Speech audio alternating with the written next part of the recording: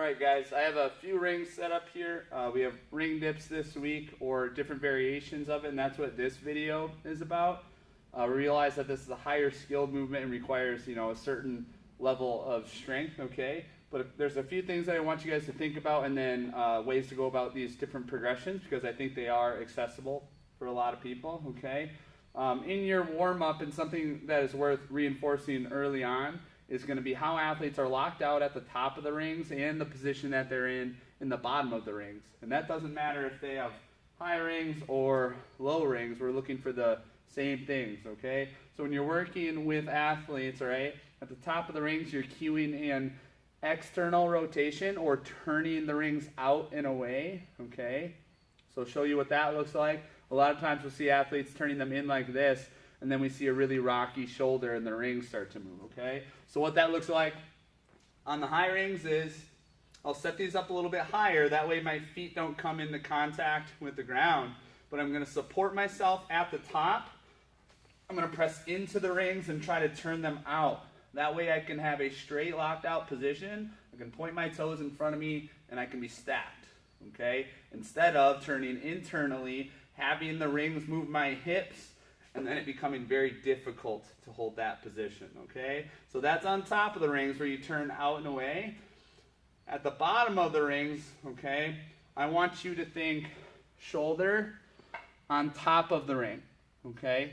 A lot of times I see athletes start to wreck their shoulders or be in a poor position, okay, by coming down almost behind the rings, okay? So I'll show you what that looks like. When you're doing it at the top, you jump to that supported position, turn the rings out, and then I'm going to try to take my shoulder, all right, shoulder over the ring so I can create this nice 90-degree position that I can hold without the rings going everywhere. And then it's easier to press from, okay? Instead of what we see a lot of times is locked out position, and then people try to go straight down with their shoulder behind the ring, and then we see presses that look like that, okay? So same thing whether it's up here or down here. And then progressions that come with this, if you have the ability to hold that position for 10 to 15 seconds on top of the ring and in the bottom, okay, it's likely that you just need a little bit of a jump to get that press started. So you can set up high rings, you can put yourself in this 90-degree picture, right? And then from here you're just going to use a light jump to connect with the press. It'll look something like this. I'm here.